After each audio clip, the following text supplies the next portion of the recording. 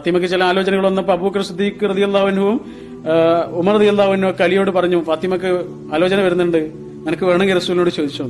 അങ്ങനെ ചെന്നിങ്ങനെ നിന്നു എന്നാണ്. അപ്പൊ റസൂൽ ചോദിച്ചു, എന്താണ് അലി, എനിക്ക് എന്തെങ്കിലും ചോദിക്കാനുണ്ടോ?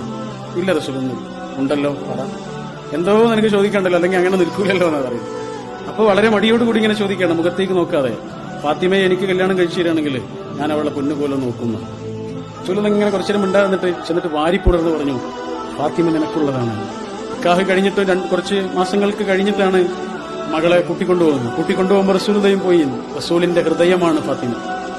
എന്നിട്ട് ആ ചെറിയ കൂരപ്പുരയിലേക്ക് കയറിയിട്ട് റസൂലുള്ള മകളെ ഇങ്ങനെ കവിളിൽ പിടിച്ചുകൊണ്ട് നൽകുന്ന ഒരു ഉപദേശമുണ്ട്. മോളെ, ഇവിടെ നിനക്ക് കഷ്ടപ്പാടുകളൊക്കെ ഉണ്ടാവും, ചിലപ്പോൾ നീ പട്ടിണി കിടക്കേണ്ടി വരും, മോളെ വിഷമിക്കേണ്ടി വരും, സങ്കടപ്പെടേണ്ടി വരും.